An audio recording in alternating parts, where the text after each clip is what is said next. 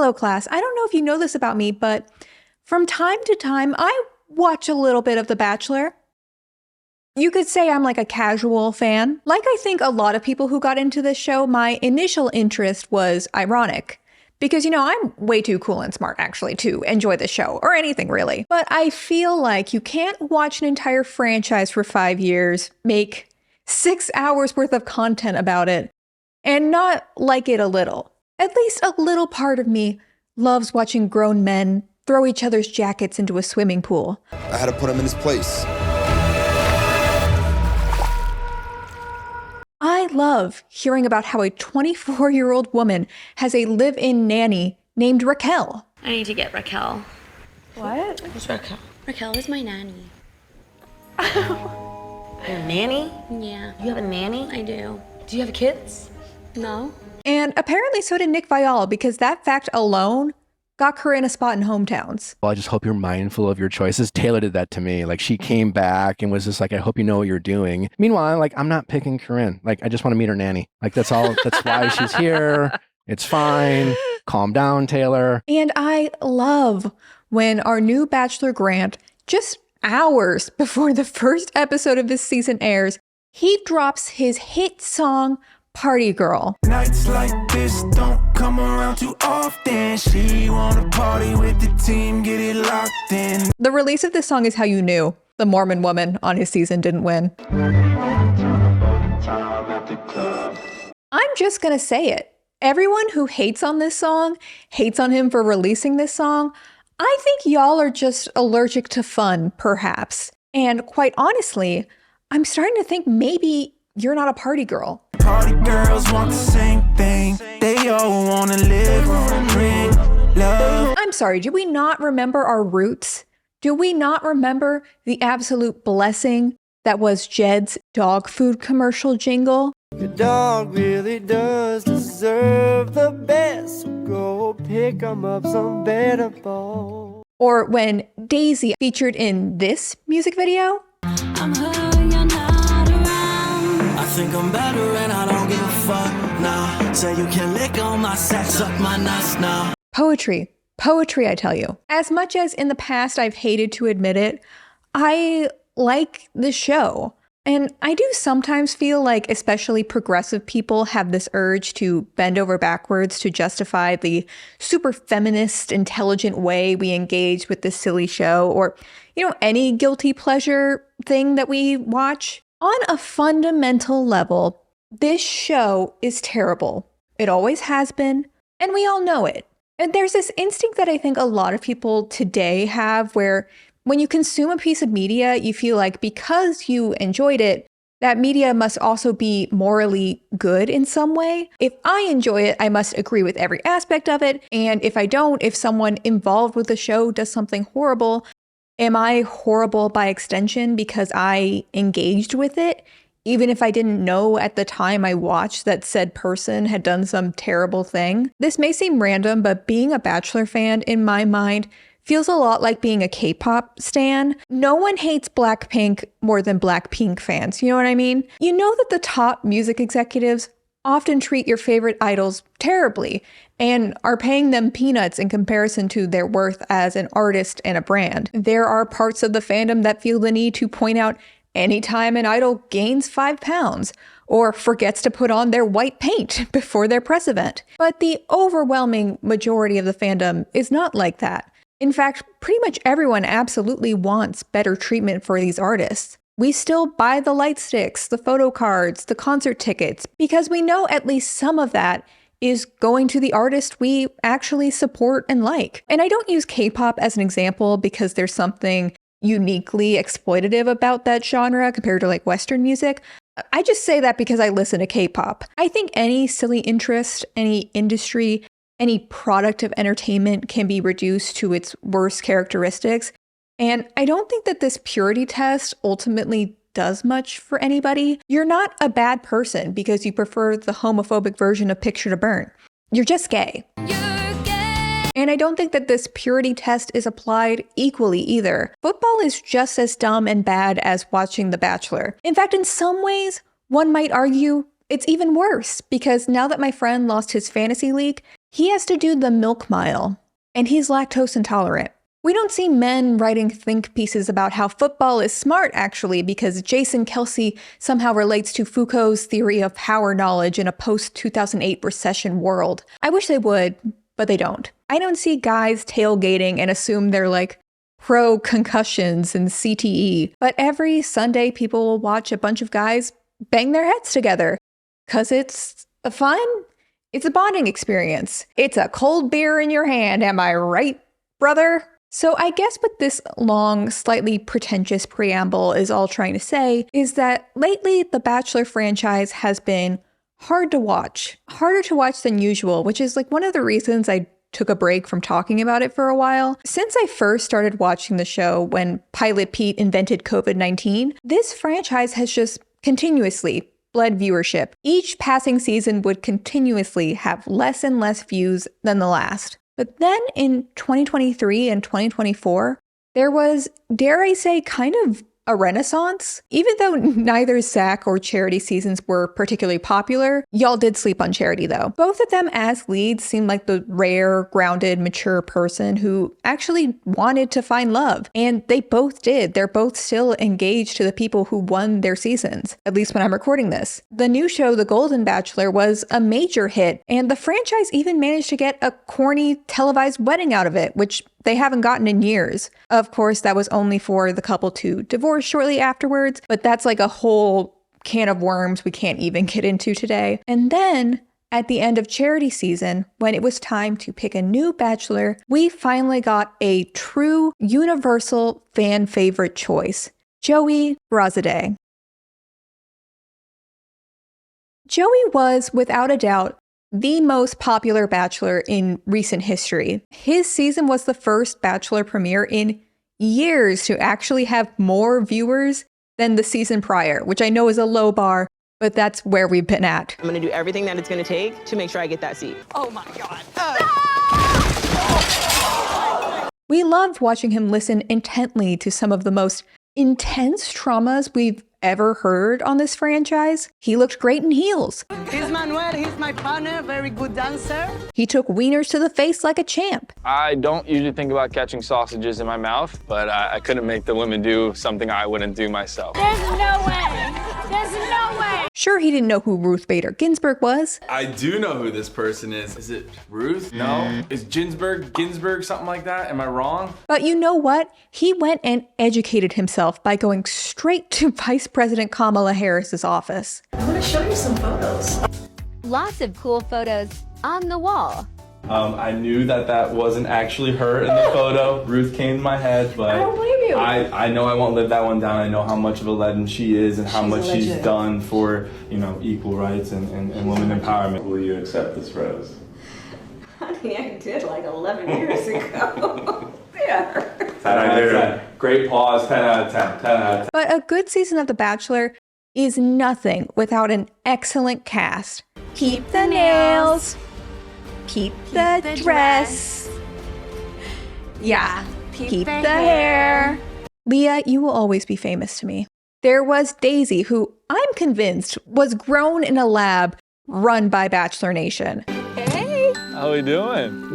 Good, how are you? I'm good. Nice ride. She's from Minnesota. She loves country music. She grew up on a goddamn Christmas tree farm. And she's only the second contestant to be on the show with a cochlear implant, which she was able to talk about in depth with Joey on their date. Except when Joey met Daisy, she didn't say that she was hard of hearing, and presumably the producers didn't tell him either. Unbeknownst to Joey, the producers sent them on just what had to be the most inaccessible date for her that they could think of. They put Daisy and Joey in this loud-ass helicopter where I'm sure you can't even hear your thoughts. But I'm panicking a little bit because I have to get in a helicopter and I don't know if I'm going to be able to hear him. It's hard to look at each other and maybe lip read what the other person is saying. And again, Joey has no idea that she has any sort of hearing loss, so he doesn't know. Then they take her to a country music festival, which, to be fair, Daisy does love to go to. But this show really wants to drive it home that, boy, this event sure does have a lot of sound. Hey Daisy, remember how you experienced significant hearing loss after a huge medical event? Is this romantic date with Joey perhaps reminding you of that at all? It's the devil's work, I swear. And even though they're at a music festival, somehow Daisy doesn't even mention the incredible music video she was in. So you can lick on my sack, suck my nuts now. Next, there's Maria. Now, get this. Maria is the Canadian heiress to a sprinkle fortune. Her grandfather literally owned a chocolate factory, and her dad became just the sprinkles man of Canada, of the world. Dad, any last minute advice you'd like to give me before I go? I guess with this kind of thing, you gotta go with your heart. So that when she steps out of that limo the first night on his season, she is wearing vintage couture Emma Savall. This woman will not be seen in anything less than an Emma Savall look this entire season. She also gives Joey a Canadian flag that has been blurred in post because you know damn well this American production company is not giving Canada the free promo. I fear this may actually have been the first stone thrown in the trade war. But Maria was controversial in the house. At 29 years old, she doesn't think she's that old. Let me just stop you right there. I don't think I'm old. I think 29, 30, 31. I'm not old. Which, brave statement. That statement alone will turn into one of the most dramatic arcs this show has seen in years. Or even going to Joey and saying, I'm so scared. First of all, I've had no problems with anybody else. But when other girls would complain about her in the house and try and get her sent home, she ate them up with ease. I just think it's a little disrespectful. In what way, Jess? Right? That's what I thought. So moving on, I told Leia to shut the up. You know we're on camera the entire time, right? To say she was a fan favorite would be an understatement. I don't think I've ever seen that many people in Bachelor Nation rally around one woman on the show like that. She was our version of Leah Kateb. Even though in my mind, I think it was pretty obvious that Maria wasn't actually looking to settle down and get engaged when she went on the show, people were campaigning hard for her to be the next Bachelorette. But there was still one other notable contender on Joey's season. If you do a cheers and you don't look in the person's eyes, you get 7 years of bad sex. What the hell? You never knew that? I'm screwed. Jenn Tran was also an early fan favorite on the show. She's sweet, she's gorgeous. That is all her natural hair, which is insane to me. When she's on the show, she's just starting PA school, and she seems like one of the rare naive people who actually believes that you can find love on a reality dating show. Unlike Maria and Daisy, we hadn't really heard as much from Jenn, and I felt like there was a lot more we could learn about her if she had a season of her own. She would also be the first Asian American Bachelorette in the US franchise ever. And since the show desperately needed to present new kinds of stories, this was the opportunity to show the perspective of a first-generation Vietnamese woman. We get to the end of Joey's season, and we still don't know at this point who the next Bachelorette will be. Maria is sent home after hometowns. At the Women Tell All, second runner-up Rachel speaks out about the racist harassment she received after her hometown date. I've just been getting like a lot of just hateful messages, a lot of like racist comments toward me, and just, you know, calling me the N-word or calling me, you know, jungle Asian, all because I got a rose. And instead of calling out the clear racial motivations behind this harassment, Jesse Palmer instead goes right to how hate comments sure are bad, and haven't all of these women had hate comments? I just wanted to ask the ladies, show of hands, if you've had a hateful message or a comment on social media throughout the season. Which, yeah, don't harass women you see on reality TV, but there was a clear motivation behind Rachel's attacks in particular that were just straight up ignored by the franchise. At the finale, only Daisy and Kelsey are left. Daisy realizes that Joey isn't going to pick her, and instead she chooses to hold Kelsey's hand as Kelsey drives to her proposal. It's also just an insanely bumpy ride for some reason, so you have this emotional music over them just bouncing around like they're on the Indiana Jones ride at Disneyland.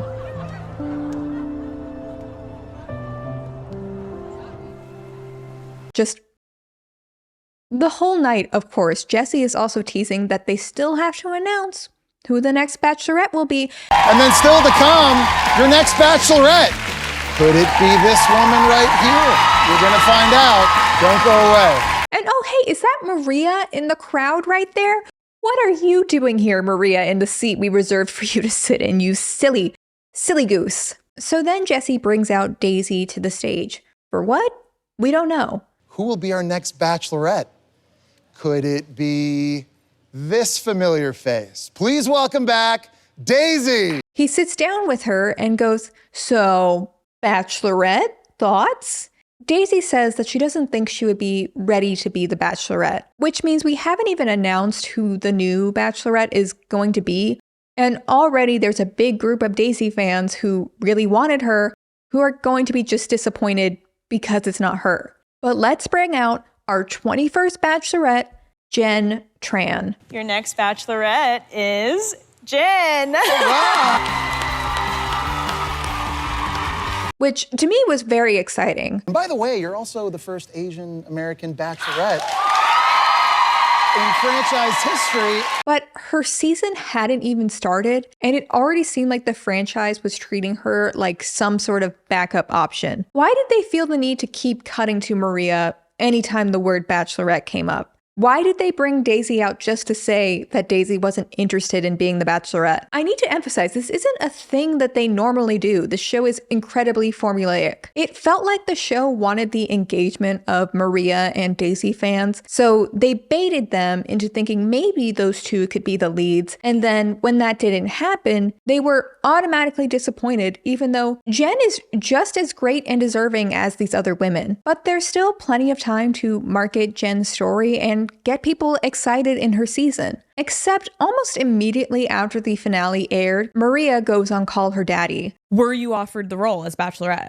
The answer is yes. Yeah, I was offered the role. I mean, it was mine until I said it wasn't. And yeah, it became very overwhelming to the point where I had to decline. In case you weren't aware, Bachelor contestants are still under contract a year after their show appearances. ABC allegedly needs to approve any interview appearances you make, and I think that would be especially true for a huge platform like Call Her Daddy, especially when Maria was a Bachelorette contender. You were about to come on the show, and we were going to announce you as the Bachelorette, what, like a month ago? Yep. And that, I remember I was going to have you on like a Monday, and on like Sunday, I get the call, like Maria went back to Toronto. When everyone around me was so supportive of me being in this position and everyone wanted this for me, I kind of took a second. I'm like, why am I not happy? Why am I not excited about this? And it took me like realizing that it's just not my time, where I was like, guys, respectfully, I need to decline. How far along were you in the process of like becoming the Bachelorette until you pulled out? Yeah, well, to the point where I was doing fittings. Like, it was set in stone. If you're a sprinkle heiress who already has a huge fan base, there really is no point in accepting the pressure of being the Bachelorette. Maria's career is already set, so why subject yourself to more isolation and producers emotionally manipulating you? It totally makes sense why Maria would turn it down if she was offered. And this question was sort of the elephant in the room, given just how much she was pushed for the role. And to Maria's credit, she does also take the time to say that Jenn really wanted and deserved her spot as the lead. She is the most perfect Bachelorette in my eyes. If like, I couldn't think of anyone better to do this. Yeah. And she was so ready for it. And that was enough for me to kind of say, yeah, it's not my time. Yeah. However, when I saw this come out originally, I did think to myself, well, even if that's true, even if Maria was asked, isn't this kind of bad timing to have this information out there? People already saw Jenn as a backup instead of a solid choice. This interview is making her look like the default or the lesser choice when, again, her season isn't even close to airing. Daisy also went on Nick Viall's podcast, and she also confirmed that she was supposedly offered the role and turned it down. So then why aren't you the Bachelorette?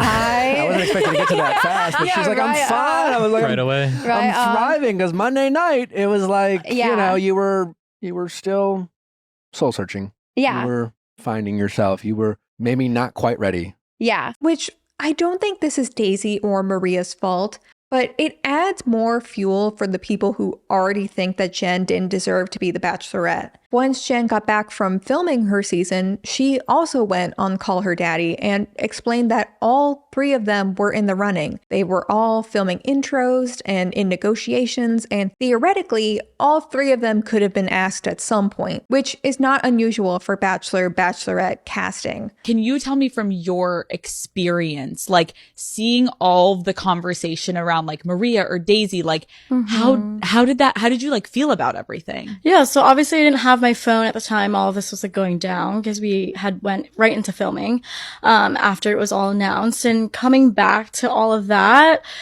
yeah, obviously I was really disappointed to see all of that because, I mean, the truth of the matter is, like, there's a lot of narratives out there and they're not necessarily the truth. The show has been going on for years and years, 21 years of this show specifically. And every season there are multiple people in contention for the role. Multiple people are being interviewed or doing meetings about it all, doing fittings or filming intro packages. And it's never really you until it's you. Interesting. So that's why I was a little disappointed, is because, the narratives out there aren't exactly the truth. And I think that, when you look at it all, like the show has been going on for so long and, look, based on the history of it all, like there's always multiple people. So it's not you until it's you. Okay. So it wasn't like a last minute thing people are asking you. No. We had meetings about it. We talked about it for months, and then they asked me and I had the choice and I chose to do it. I said yes. I think both Maria and Jenn are speaking like their truth, and we'll never know for sure who the ABC producers were actually prioritizing, nor did it even really matter at that point because, again, Jenn was the Bachelorette.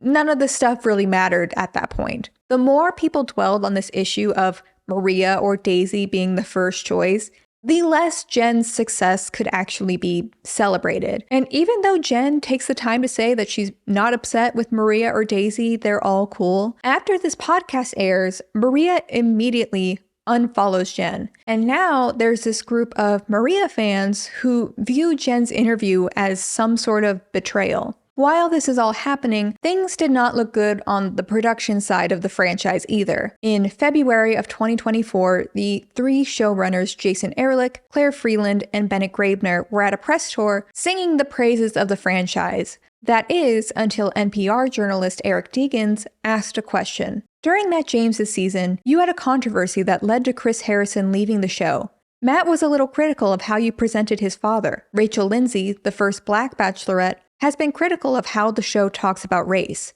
Why does it seem that The Bachelor and The Bachelorette have such a hard time dealing with racial issues? Have you learned anything from these past scandals that led to the departure of Chris Harrison? After a very long and awkward pause, Freeland said, "I can speak to where we are now.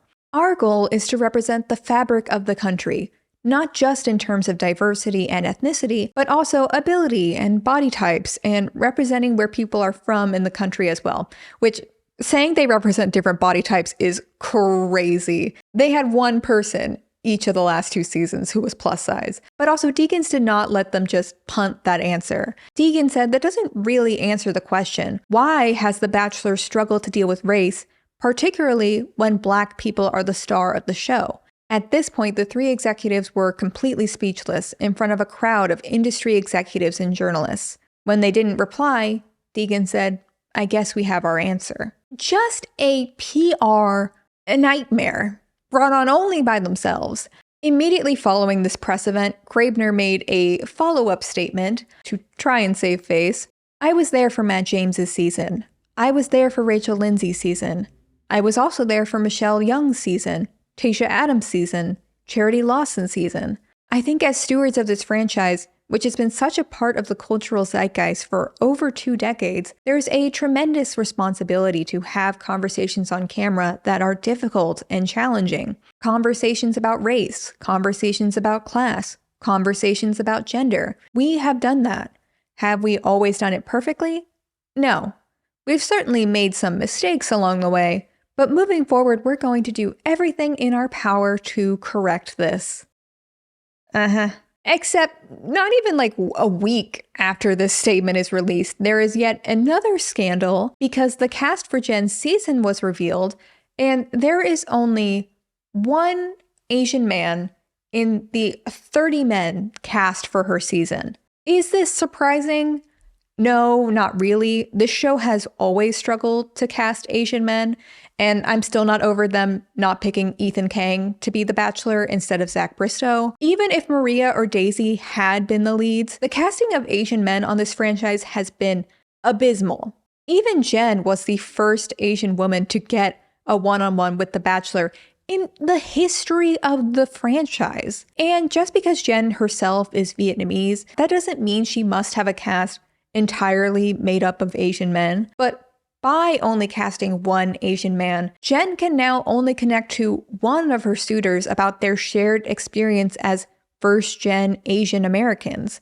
Not to mention, with all the promo they've been doing, celebrating Jenn as their first Asian Bachelorette kind of sends the message that they're not as interested in casting people who look like her as the show lets on. Jenn, in an interview with Glamour, when asked about this casting, said, "I can't really speak to the casting process and the decisions that were made, but it is unfortunate that there weren't a lot of Asian men this season. Asian men haven't always seen themselves in this position, and I'm hoping that me being there and Thomas N being there, that the both of us can inspire other Asian men to realize that they can do this too if they want. They can be in this position as well. I'm hoping that it inspires them." The casting announcement also leads a lot of people to wonder, because casting tends to be done before the leads are announced publicly. Did these men who are on this season think they were auditioning for Maria or Daisy? Was the casting team picking men for Maria or Daisy? Which, even if they were, slim pickings on this cast, but we'll get to that. Is this why there wasn't more of an effort to get more Asian men? And even if that were true, why didn't they try and recast after her announcement to include more Asian men in this landmark season for Asian representation? The executive producers did finally speak about this in the LA Times, where they said, "Oh, whoops, our bad. We'll get them next time, I guess." It has been 20 years. This interview was also the first real time they acknowledged that they had failed to represent and support people of color in the franchise. It's hard to say out loud that people of color didn't see themselves represented, that they did not see the Bachelor franchise as a safe place, Graebner said. "We didn't have a black lead in this franchise for 15 years, and that's inexcusable. It created a vicious cycle, and it's taken a lot of work to get back to a place where we feel at least we're working for the positive. We can't change the minds of people who aren't interested in this new direction. What we have the power to do is change the program," Freeland said. "There's a reason why this show has been around for 20 years. The dream and the desire for true love will never go out of style. We hope that people can look at the last couple of years and see that we are intending and taking steps to make the change. We know we're not there," Graebner added. "We have a long way to go, but we're committed to getting there. If you don't want to see a Black love story, an Asian American love story, an interracial love story, then maybe Bachelor Nation isn't for you." By some miracle, this season was not beyond redemption. They did deliver one of the ***iest Bachelorette promos they've ever done.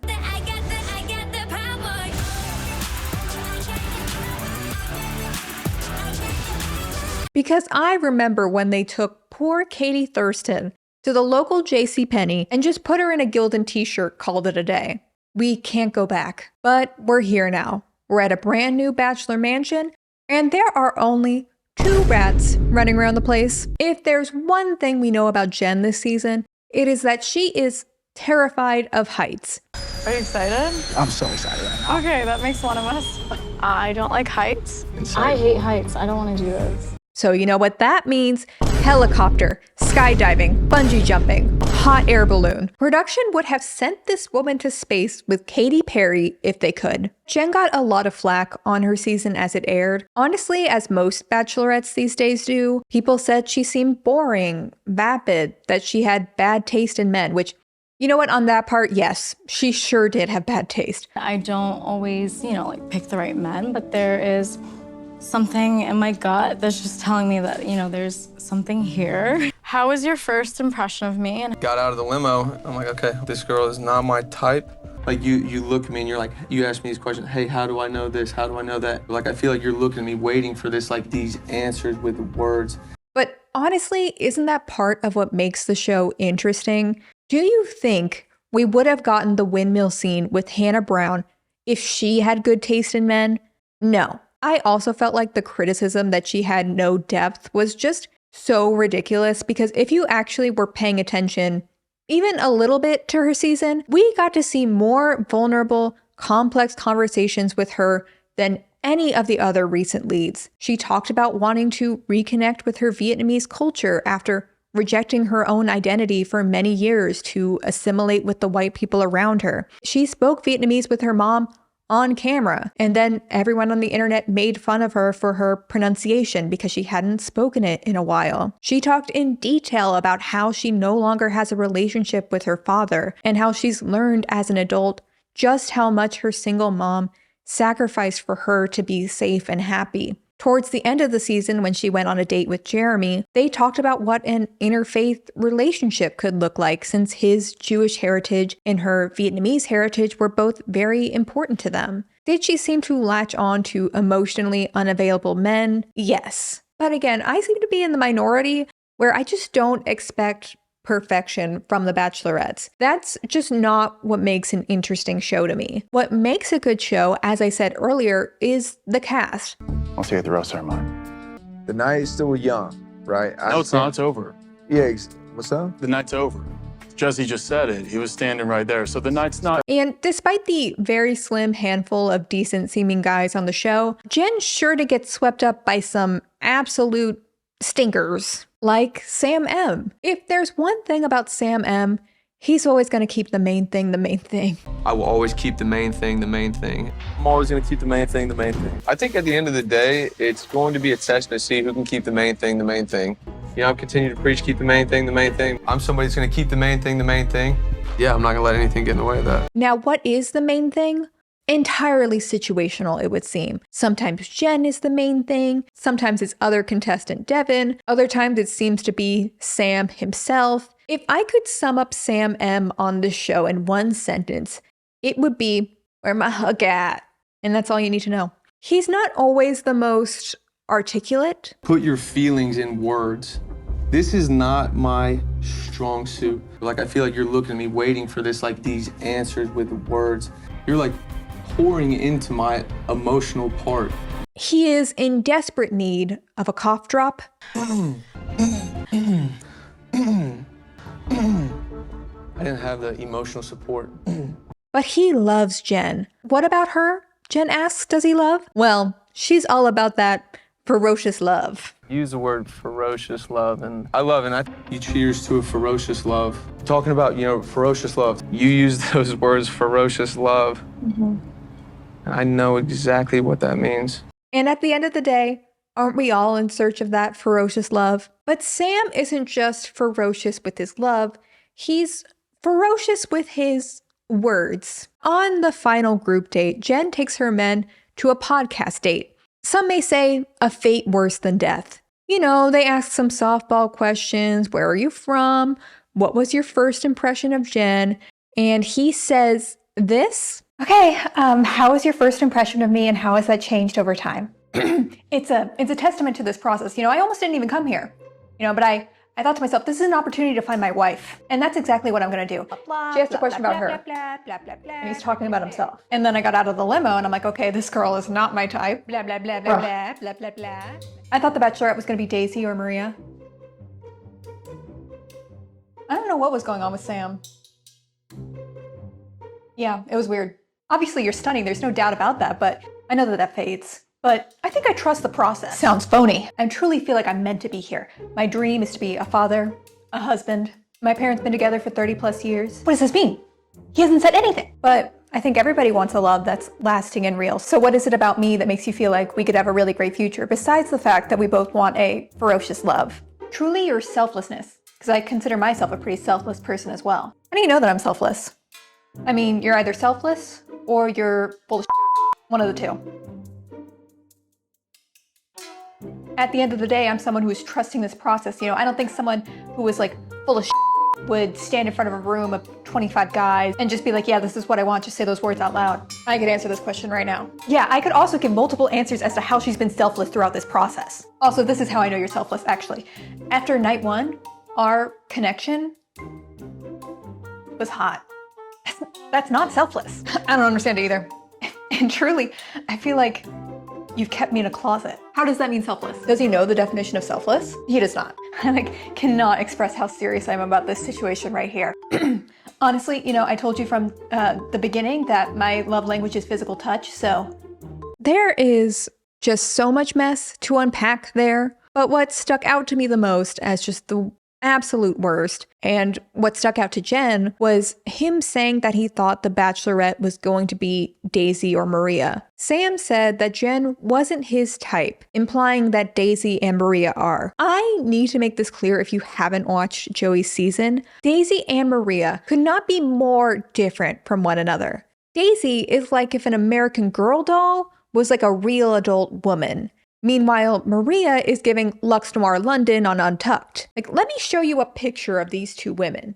They don't seem to share a lot of features physically, except maybe one. And I don't want to single Sam M out here. He may have said the quiet part out loud, but I think a lot of the other men on this season went in with this mindset. Get on the show, make out with a hot white woman, and get a sponsorship deal for Bloom Nutrition. It's not just that the show cast men with Maria and Daisy in mind, it's that they cast men who didn't even seem open to the idea of dating an Asian woman. And now that rejection, which is all too familiar for women of color, is being played out for artificial drama on a season that was meant to celebrate the first Asian Bachelorette. This did not have to be a problem, but because of the way The Bachelor cast the show, it was.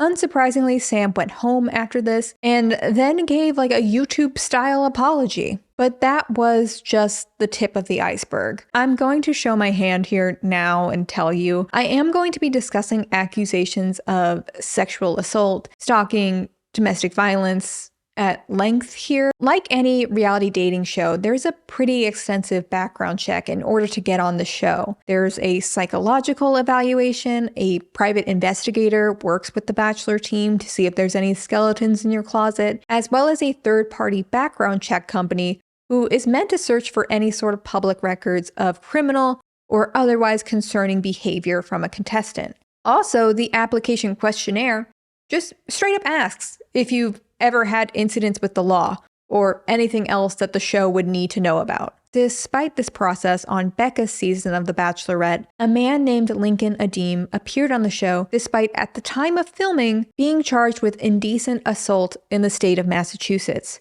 A week before the show was set to air, he was convicted on that charge in order to register as a sex offender. It was obviously a terrible look for the show, and the Bachelor team, of course, claimed to have no knowledge of this, but they also said as a sort of failsafe to prevent this from happening in the future, they would post cast photos for the season before they started filming so that if people did know something about a contestant that may have slipped through a background check, they would be able to get in contact with producers before filming began, in theory. And this has actually happened a couple times on the show where contestants are there on the first night and then they mysteriously have a family emergency that we don't really know about and they're never addressed on the show again. On this season, there was a man named Devin. My biggest turnoffs. Self-centered thing, I think, but I like when a girl's nails are done. What if I don't have my nails done? Are you just gonna drop me like that? I'm gonna just take you to go get your nails done. Devin starts off the show with the typical Bachelor drama. Devin, you think you deserve Farmer of the Day? For me, I think it was more about initiative of doing what I've always been doing. It's really insightful. It means a lot, you know? Yeah. He's talking to Jenn too much. He's interrupting people's time. Into how you're objectifying Jenn right now. That's not what this is my time. I deserve to be first. Nobody deserves anything in this life, Thomas.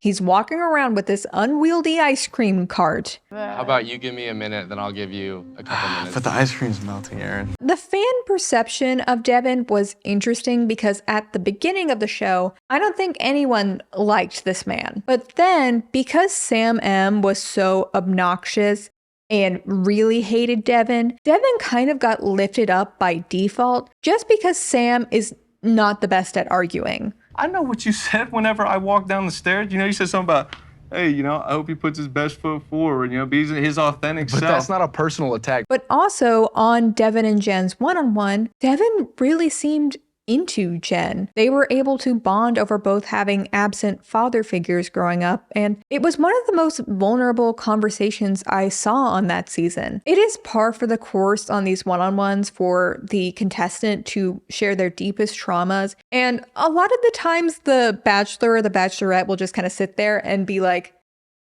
thank you for sharing that. I'm falling in love with you.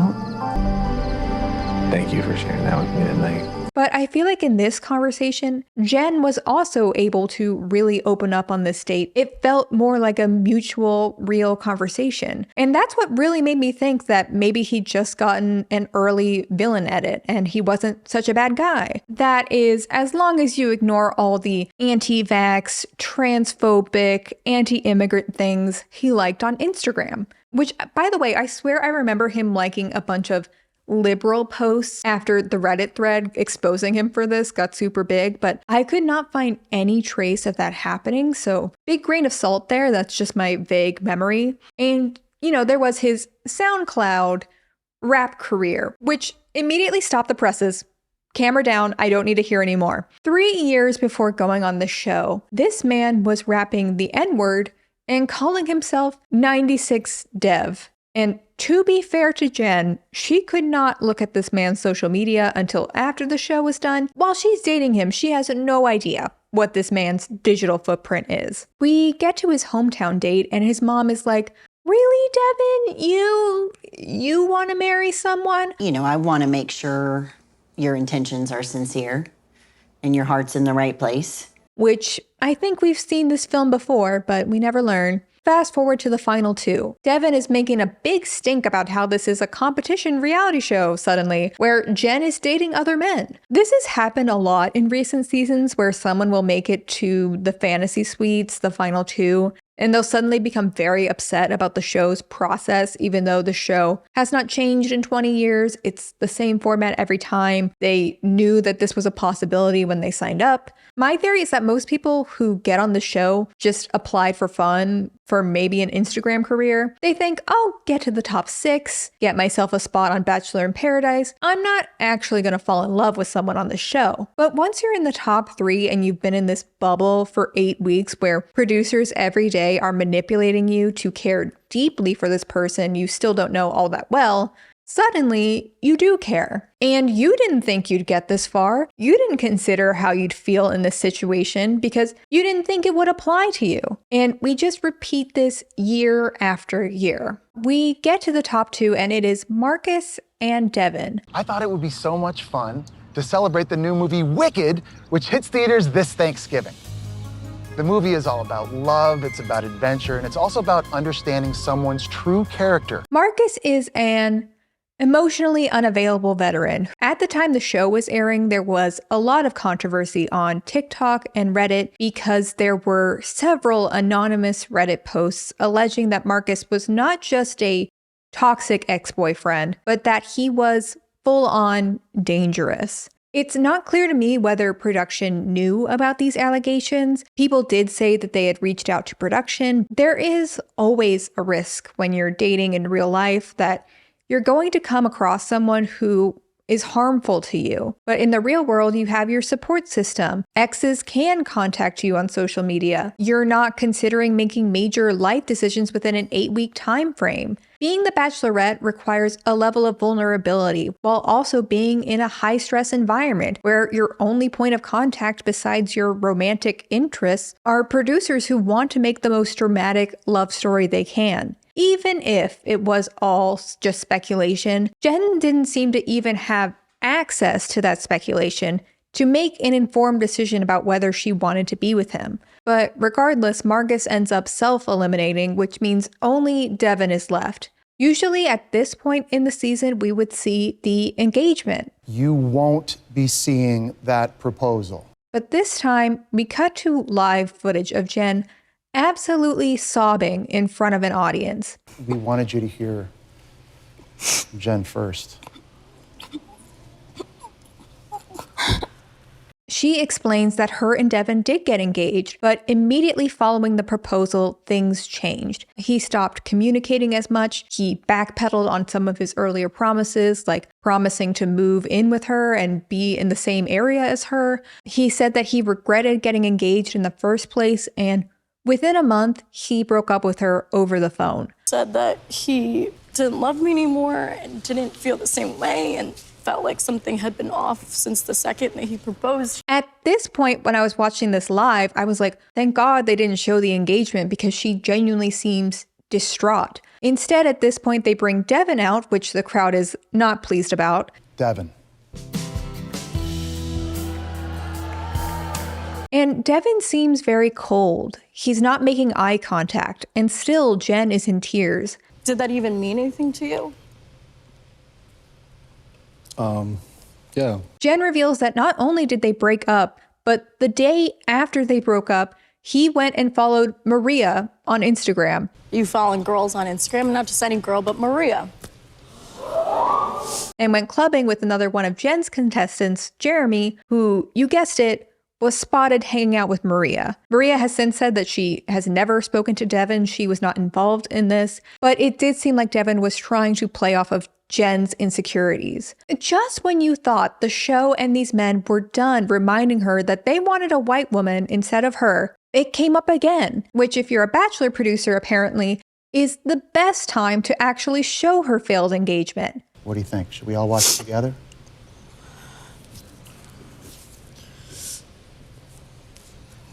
Okay.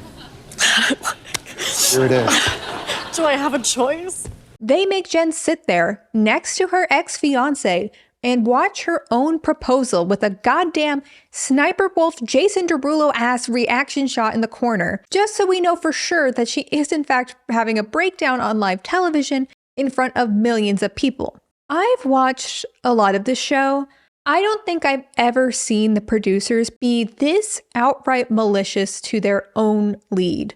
These producers had the nerve to sing their own praises for getting the first Asian American Bachelorette, only to cast men for her who wanted another lead instead, and humiliate her on stage in a way they've never done before. I do think that if they had a white woman as a lead instead, the Bachelor producers still would have done something like this if they could. I think ever since Colton jumped that fence, they've been chasing that reality TV moment where the lead breaks, but they seemingly did not even consider that perhaps the first Asian American Bachelorette had been through enough beyond what any of their white leads had had to endure. Jenn did later say that she was told beforehand that they were going to show the engagement that way. However, she's also said that she didn't realize that she would be that upset when she was up on stage. Jenn is also still under contract to these people, so it's not like she's in a position to denounce their behaviors anyways, even if she wanted to. Even if Jenn agreed to it, the idea alone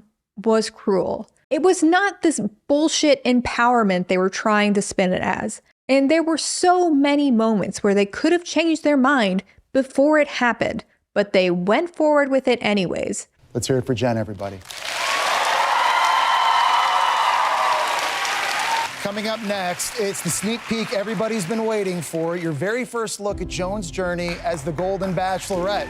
This, rightly, might I add, got a lot of criticism from fans, journalists, other alum, me on my Instagram story, but there was no statement, no apology. They did, however, seem to realize that this made the production team look like assholes though, because on the YouTube version of this, they've cut out her live reactions during the engagement. So, you can pretend that she's just sitting blissfully in her seat while this footage plays. When I realized they edited the footage after, the audacity of these people. Once Jenn gets off that stage, she's still breaking down. Production tells her that she's going to be on the next season of Dancing with the Stars, and she has 4 hours to pack stuff, get on a plane, and meet her dance partner. The timing of this is really important because Jenn had actually asked to be on Dancing with the Stars before the finale aired because she knew a lot of bachelors and bachelorettes compete. They had told her no because there wasn't enough space. presumably because Joey had already been picked as the Bachelor Nation contestant for the season. By the time her season finale aired, the cast of Dancing with the Stars had already done their press photos. Her new dance partner Sasha was told he wasn't going to compete this season until he got the call hours before he was supposed to be on a flight with Jenn. When the Good Morning America cast reveal special aired, Jenn didn't have a promo picture yet like the rest of her castmates. It is evident that Jenn was a last-minute addition, and I can't help but wonder if this was some sort of damage control on ABC's end to distract from what they had put Jenn through. But we're not even done with the damage here. A few days after the show aired, pictures of Devin hanging out with another woman right around when they would have broken up come out. And there's a lot of rumblings that Devin may have cheated on her, on top of everything else. And then Reality Steve has breaking news. Reality Steve releases a previous arrest warrant on Devin from 2017, which Steve claimed was publicly accessible. The arrest warrant was for burglary. Devin allegedly broke into this woman's home and stole a necklace he had given her while they were dating. This was seemingly an ex-girlfriend of Devin. He later pled guilty to criminal trespass and criminal property damage because of this. She also alleged that Devin prior to this came to her home multiple times, banging on the door and screaming at her. He allegedly flattened one of her tires, and when she replaced it, she saw him come out and laugh at her. And sometime after the burglary, he allegedly stood in front of her home and burned the restraining order she had against him. That's right, there was also a temporary restraining order against Devin. Entertainment Weekly was then able to find the temporary restraining order, which, unlike the arrest affidavit, had been sealed previously. On the petition for protection from abuse, his ex-girlfriend wrote that Devin spit on me and threw his drink on me at a Pelicans game in front of everyone in the crowd, and that he also put me in a chokehold covering my mouth. Devin did release a statement regarding this. Most recently, there have been challenges from a low point in my past that have been brought up and severely misconstrued. The accusations are simply not true, as I have never inappropriately laid hands on another individual or treated my ex-girlfriend in any of the ways I have been depicted. That restraining order was never granted and fully dismissed. My college ex-girlfriend and I ended up reconciling and eventually ended our relationship on good terms. This was the first time I ever fell in love, and I learned a lot from our relationship. It was a good growing experience for both of us. Devin's wording isn't wrong here, but it is, I think, intentionally misleading when it comes to the restraining order. In Louisiana, where this happened, a temporary restraining order is automatically put in place when you filed this petition. The actual restraining order wouldn't go into effect until there was a hearing on the merits, and a judge would have to deem it necessary. But a temporary restraining order, like an actual restraining order, typically requires that the defendant stay out of your home, avoid talking to you, avoid any direct contact, basically. All right, I need to actually myself, because it's not automatically granted. I don't want to give the impression that these women just have to sign a form and then these men are stuck with something on their permanent record for the rest of their lives. First of all, it takes a lot for a person to go through the effort of seeking a temporary restraining order. I think for a lot of people, the level of hurt and fear you have to endure to get the court involved is quite high. And I didn't include it here, but Devin's ex-girlfriend says in her own application that she wasn't sure initially if she wanted to do this because she didn't want to ruin Devin's whole life. When someone applies for a restraining order, they often also apply for a temporary restraining order, which, as I said earlier, would be in effect just for the short time up until the hearing for the actual restraining order. But a temporary restraining order is just granted based on the victim's evidence and their application. The person being accused is not involved. A judge still needs to determine that there's good cause for that. They don't just hand them out to anybody. But because a temporary restraining order is temporary, and because they're only hearing one side of the story, the bar to get one is lower than it would be for a restraining order.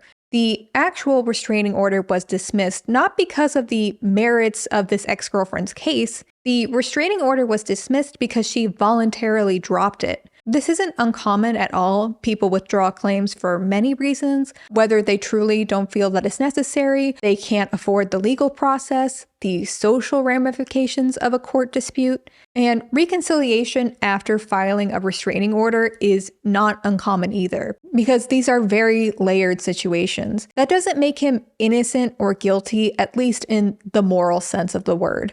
Bachelor production and Warner Brothers did not give an official statement when this broke, but a source allegedly close to production told The Hollywood Reporter Devin would have presumably been asked about the sealed details. It's not known when the details became unsealed or what Devin told producers at that time. We take the safety of our contestants very seriously and make every effort to conduct thorough diligence. As exhaustive as our vetting process is, this protective order did not surface in our searches. I can also see how the temporary restraining order could have possibly fallen through a background check. Domestic disputes and restraining orders are considered civil matters, so when you're doing a criminal background check, it's not going to pop up because the criminal court record and the civil court record is separate. And if this temporary restraining order was sealed, it wouldn't have popped up with a simple search either. However, if Reality Steve could find an arrest affidavit that references a restraining order, so could the Bachelor team. Not only could they, but they should have found it. And this should have barred him from the show. Jenn is already in this isolating, exhausting environment. And as far as she knows, all of these men have been thoroughly vetted for past criminal or abusive behavior. Yes, people can grow and change, but no one has the right to go on reality TV. And if there's any evidence to suggest a contestant is capable of endangering the lead, they shouldn't be on the show. There are so many single people in this country who haven't had any sort of temporary restraining orders against them. Surely we can find someone else. Shortly after this restraining order story breaks, Devin posts a 13-minute Instagram video where he meticulously goes through and claims that all of what Jenn said about him not caring about their relationship is false. And his proof is just countless private text messages between him and Jenn prior to their breakup, including intimate sexual texts from Jenn. He went through and redacted a lot of these messages, but somehow something like that slipped through the cracks. As you can see, there are multiple different occasions where I do say that I really want to meet up in person to say this. She basically forces this out of me.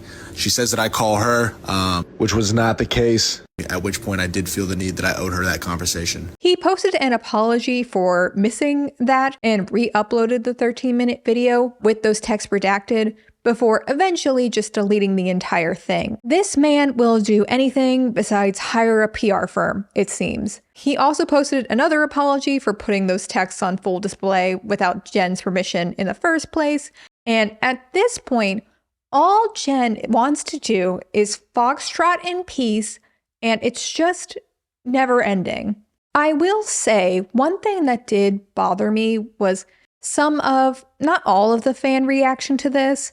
Naturally, everyone went through and read these texts after he deleted them because, of course.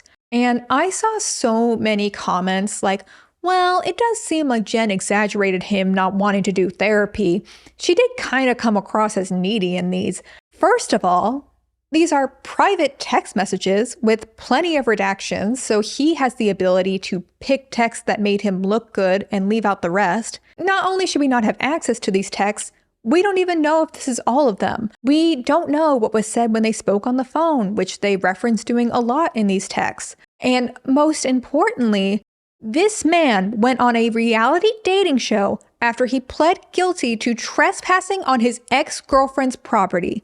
The same ex-girlfriend who alleged that he physically harmed her. After the show ended, Jenn claimed multiple women reached out saying he had been cheating on Jenn for the whole month that they were engaged. I really don't care if Jenn exaggerated parts of their breakup. I don't care if Jenn wasn't always the perfect fiance. She put her trust in a major production company that the people cast on her show were interested in dating her and that they had been vetted with her safety in mind. She didn't get either of those bare minimum things. Instead, ABC got all the brownie points for their first Asian American bachelorette and threw her to the wolves the first chance they got.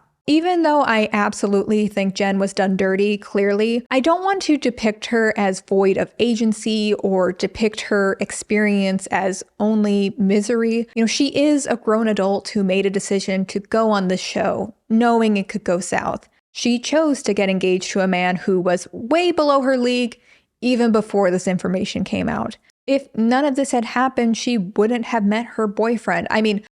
Live-in best friend / former dance partner, Sasha. Jenn does seem really happy now. She's going back to finish PA school, and even if the season was terrible, there was finally real Asian representation. And hey, maybe the Bachelor franchise, even if it was the hard way, learned their lesson about properly vetting their contestants. Surely this was just a one-time thing, or a 3-time thing, actually. Not even 2 weeks after the Devin restraining order story broke, another one came up, this time on The Golden Bachelorette. Right when The Golden Bachelorette season aired, Today.com published details of another temporary restraining order that had been filed against Gil Ramirez days before filming began. In the petition, an ex-partner of Gil alleged, despite telling him not to contact me, come to my house, he made repeated unwanted contact with me, family members, and friends. Ramirez's ex provided more details, adding that there were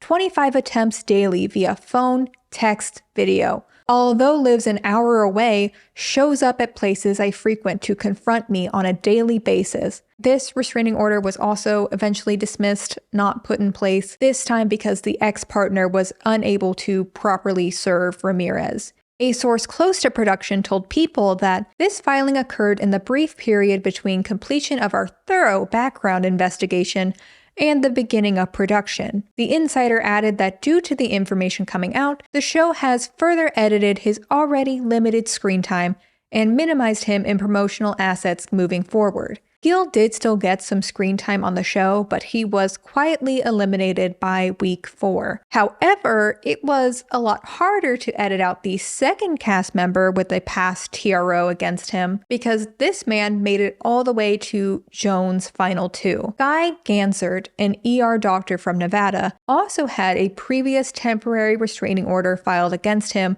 in 2021. In this filing, his ex-wife alleged that Gansert physically tried to threaten her and sent her text messages trying to reconcile before flipping to anger, according to People. She also claimed the day she filed the order, Gansert allegedly placed an item under her tire and motioned like he was going to shoot me with his hand shaped like a pistol after running into her at the gym. She further alleged that Gansert was unstable and told his sister he took 10 pills, the contents of which were unclear to his ex-wife. She eventually dismissed the filing and requested that Gansert only contact her about their children via email. Shortly before Gansert was set to appear on the show, Gansert and his ex-wife did file to seal these TRO documents, although that request was rejected by the court. A source close to the production told E! News in a statement that they learned from Mr. Gansert during our vetting process that an application for a temporary protective order was filed against him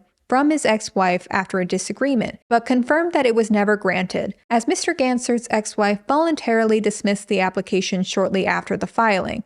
Therefore, he was cleared to continue through the casting process. Also, I just wanted to say, because I know some of you are wondering, someone who has been convicted of a felony or who has ever had a restraining order entered against them, those people are categorically barred from the show. But from what I'm seeing here, it seems like they may view temporary restraining orders differently because the actual restraining orders were voluntarily dismissed. Gansert did address this later on Instagram, stating, "This was an unfortunate situation that occurred during an incredibly stressful time for me and my former spouse, and was ultimately resolved when she voluntarily dismissed her request for a protective order.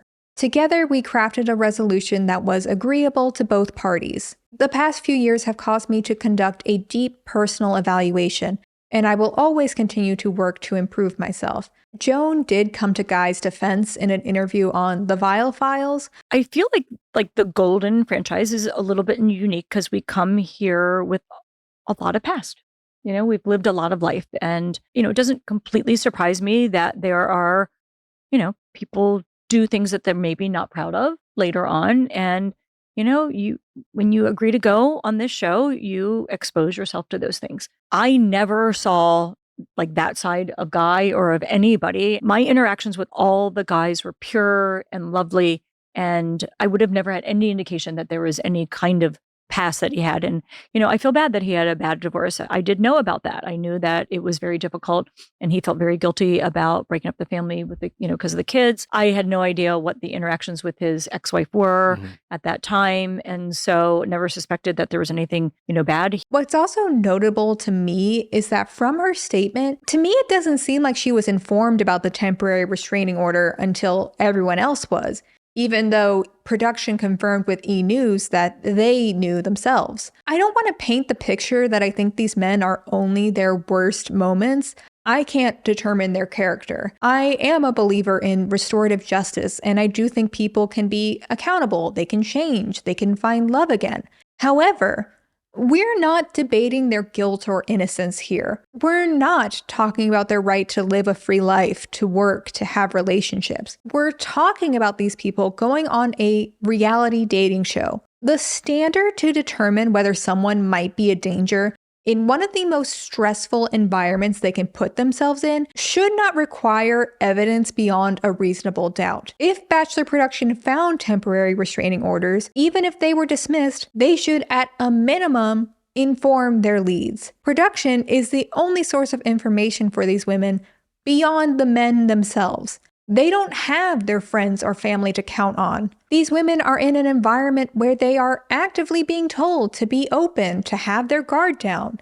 They're sleep deprived, they're jet lagged. When you think of a Bachelor villain, you should think of someone who's snarky, someone who wears a crown all the time for no reason, not someone previously accused of intimate partner violence. The more shows like The Bachelor allow contestants with temporary orders because it's not an actual restraining order on, the more this kind of behavior is normalized. What kind of message does this send to abusive people who are interested in applying for this show? Since I started my silly Bachelor recaps, I've gotten a lot of requests to cover Colton's season. And I get it, that season was insane. The show's obsession with Colton's virginity. Everybody is here to see what will happen on Colton's dramatic journey and whether he just might lose something along the way. So, I have not dated a virgin since I was 12, but I'm excited to give it another shot. This is for you. Oh, thank you.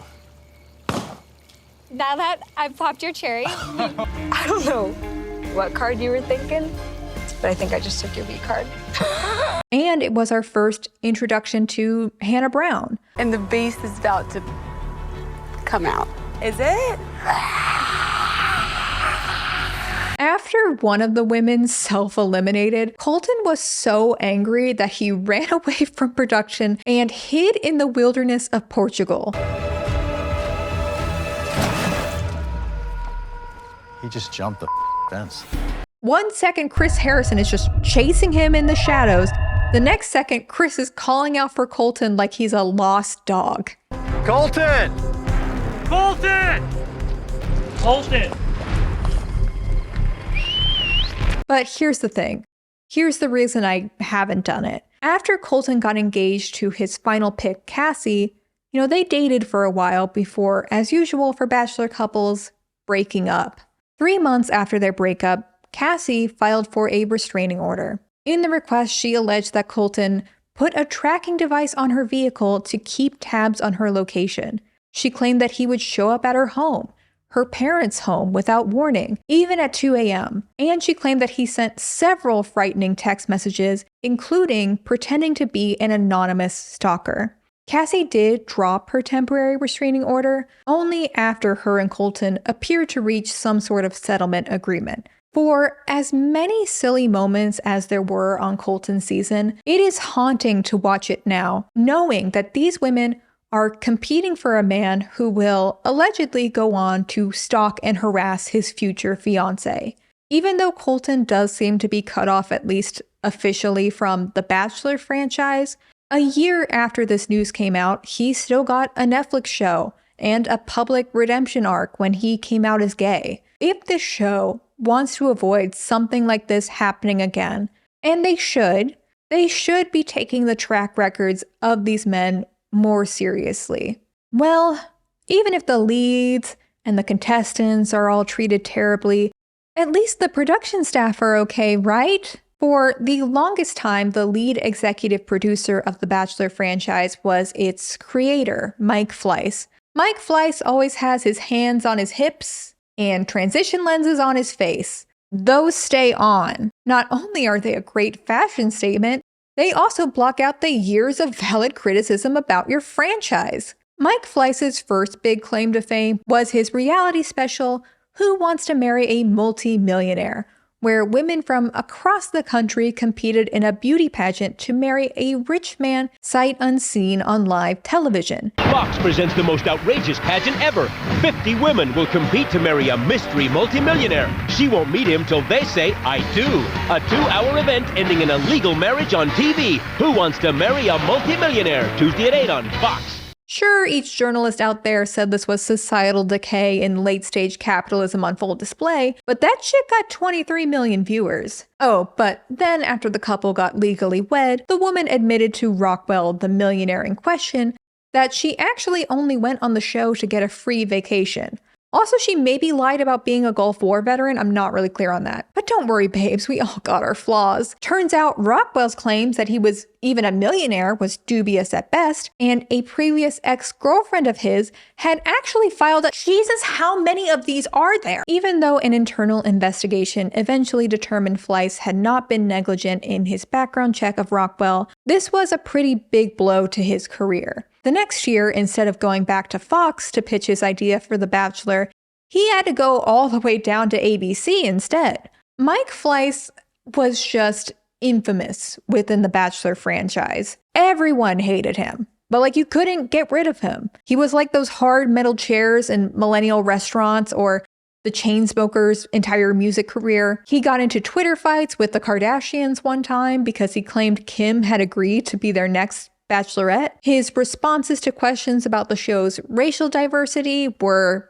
terrible. And even though he didn't really run the day-to-day of the show past the early seasons, he was supposedly the most stubborn when it came to any sort of change to the show's format, and allegedly the skin color of their leads. In 2019, his own wife filed for a temporary restraining order against him, after alleging that he had threatened her when she refused to get an abortion, and that he had physically harmed her, which there was also accompanying footage from his own Ring camera to indicate that may have actually happened. At this point, it was unclear whether Mike Fleiss was going to continue with the franchise, but it seems that because the two divorced and eventually reconciled, this was able to slip through the cracks and be pushed aside again. But finally, in 2022, Mike Fleiss exited the franchise after Warner Brothers began an investigation into reports of alleged racial discrimination. I know, hard to believe the executive producer of the Bachelor franchise would have racism allegations against him, but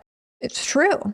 He was then replaced by 3 showrunners: Claire Freeland, who previously led the Canadian Bachelor franchise, Ehrlich, who was a former showrunner who led multiple previous seasons of the franchise in the mid-2010s, and Graebner, who was a longtime executive producer of the show and had been with the franchise for 15 years. And hey, good riddance. I don't think anyone was sad to see Mike Fleiss go. But there is still an issue.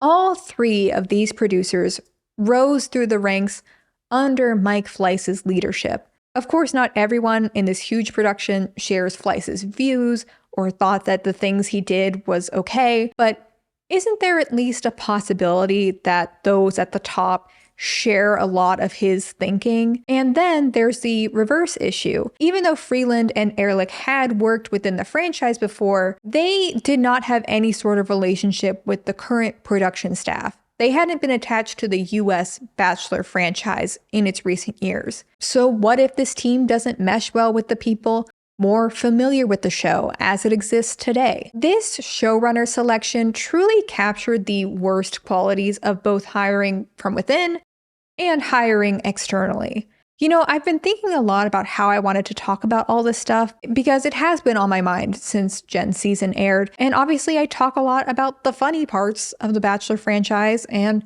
I feel like a hypocrite for not calling it out on the shitty stuff I've been hearing lately. But at the end of Jenn's season, there was just so much that came out afterwards, like week to week to week.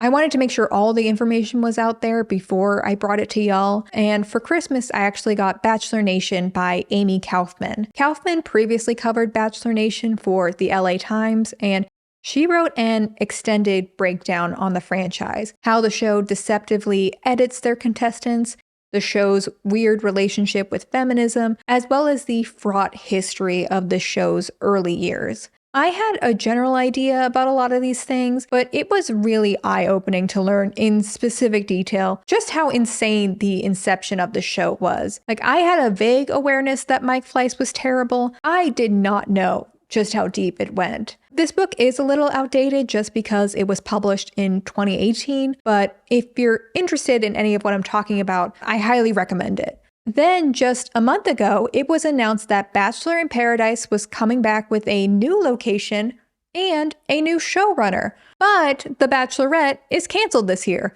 and the 200 people who worked really hard on The Bachelorette are now laid off. Then, just this month, Peter White published an article on Deadline describing the alleged toxic work environment within Bachelor production, supposedly brought on by Claire Freeland and Bennett Graebner. Jason Ehrlich seems to have mysteriously left production somewhere between the LA Times racism article in the summer of 2024 and this Deadline article, so unclear what his role in any of this was. Just the opening paragraphs of this article alone are insane. White describes the moment Jenn was forced to rewatch her engagement in tears. According to producers White spoke to, the decision to air this footage was made by Claire Freeland. Claire made that decision to put her in that position and air that proposal on live television, one former producer said. Producers were screaming at them in the booth to stop and were ignored. They said she was falling apart. You know why Freeland did it? Because it was her idea. Not only that, but according to various former and seemingly current producers, the production team was deeply affected by layoffs, budgetary cuts, and a worsening work environment. Members of the crew have recounted incidents of verbal and mental abuse, mind games, and a lack of communication from the show's remaining leaders. They have this weird language between the two of them. There's no collaboration, no direction. They sit behind closed doors. People are being excommunicated from meetings they've been in for 20 plus years. It's hard to explain because they're not screaming, the source added. When Mike Fleiss left, there was a sigh of relief. Never did we think that two of the people that would take over would make us wish that he was still here. When Jodie Baskerville, the show's first Black executive producer hired in 2021, left in 2024, Freeland hired Michael Margolis and Keely Booth, who previously worked on the Canadian version of Bachelor in Paradise under Freeland. The problem with that? Margolis is Freeland's husband, and Booth is her old friend. Warner Brothers said in response to this that a formal process occurred and that the pair did not report directly to Freeland. There were also some crew members who had positive things to say about the new EPs, and Freeland and Ehrlich of course denied any accusation of wrongdoing, speaking through their lawyer, who stated amongst other things, "To be clear, in the 2 years they have been running the Bachelor franchise, no one has ever complained to them, or even implied that they were being anything other than professional. The fact is, they were tasked specifically to change the creative direction of the franchise. Change doesn't come easy, and as always when there is a change, some will be resistant and have a desire to return to old ways and old patterns. Clearly, some of these individuals have struggled to grasp this new direction, and in the process have misinterpreted my client's good intentions." What was especially wild to see when I read this article was the comment section. Almost every comment on this article appears to either be a current or former employee adding further allegations. Some claim that health insurance benefits have been cut. In White's article, he references a time where Freeland and Graebner made the staff wear large name tags, and multiple comments allege that that was because one of them kept mixing up names of POC employees. When someone in the comments called out Rob Mills, an ABC executive closely tied to the franchise, an account claiming to be Rob himself responded. The comment section of this article felt like that scene in Mean Girls where everyone is just attacking each other in the hallway. Maybe some of these comments aren't from people actually attached to the franchise, but this is insane, right? Within days of this article coming out, both Margolis and Booth sent in their resignations, and as I'm recording this, I expect more fallout to come. Okay, I had a feeling this might happen while I was editing my video or like right after I posted it, but it's official now. Claire Freeland and Bennett Graebner have left the franchise. We don't have any new information at this point. Warner Brothers declined to comment on their exit, and no word as to who the new showrunners are going to be at this point. But yeah, the signs were not promising when they were already speaking through a lawyer in the Deadline article. This has been said for years, but it really does feel like we are witnessing the end of this franchise. I don't know how much longer this show has. I think if one thing is very evident, it's that the show, if it were to continue, is in desperate need of a revamp. They need an executive producer team that is willing to meaningfully change the show, that goes for the workplace they create, how they treat their cast, particularly castmates of color, and just the stale formula the show has fallen into over the past few years. Because at this point, the downfall of the show isn't going to be because of any of these controversies. It's going to be because viewers are getting bored. This show also just needs to ditch this large part of their audience that is immune to seeing any sort of progress on the show. Because not only does it make the show incredibly regressive, it's failing them financially, which seems to be the one thing they do care about. And they can have success without them. Look at shows like Love Island USA. That show went from the discount version of UK's Love Island to the show of the summer. And so much of that is because America fell in love with 3 women of color. I am not exaggerating when I say the recoupling episode after Casa Amor. To me, that episode is on par with the Red Wedding in Game of Thrones. Or when they kick Andrea out of the villa and Rob starts crying about how the system failed her. There's also Love is Blind, which, trust me, that show has plenty of issues on its own when it comes to production and cast safety. I haven't watched the new season yet, but I did hear that one of the men, Alex, has been accused of some pretty awful stuff. And Alex is, this one. He's this guy, I think. As I said way back at the beginning, I think anything, especially reality TV, can be boiled down to its worst moments, particularly when, as of right now, there are no union protections for any of these contestants, which they should also get on. I don't have any hope that if The Bachelor continues, it will ever be this perfect, ethical show. But there are tangible things that they can and should do, not only so that they can sleep at night, but so that this show will continue to have an audience. And I guess we'll see if they can. I don't have high hopes at this point. There is still so much potential and good stuff that comes out of this franchise. And I have seen them making some very slow amount of progress with these issues. When Grant was eliminated fairly early in Jenn's season, the show immediately announced that he was the next Bachelor. According to Rob Mills, they did this specifically to avoid the issue they had with Jenn's casting. They wanted women to apply because they knew it was Grant. Scott Teddy, the new Bachelor in Paradise showrunner, says that he's making a lot of changes to the show. He previously was the executive producer for Claim to Fame and Summer House, and if any Bachelor show has the potential to continue, in my mind it is Bachelor in Paradise. You know, I say that, but they just announced that the Golden Bachelor and Bachelorette's contestants are going to be on the same beach this year as the regular Bachelor in Paradise contestants. Unclear how that's gonna work. I guess we'll see. Also, I know sometimes we say things are AI when it's just like code for bad Photoshop, but is this not giving AI? Because it is to me. Like I said in my first Bachelorette video, this show is such an interesting reflection of our culture. I think it depicts issues in modern dating that fictional TV shows can't capture. It can be funny, dramatic, insane, everything I want in a reality TV show. And I think it's also important to reiterate that these are all consenting adults in a contractual relationship here. I think for a lot of contestants, the pros of going on the show outweigh the cons.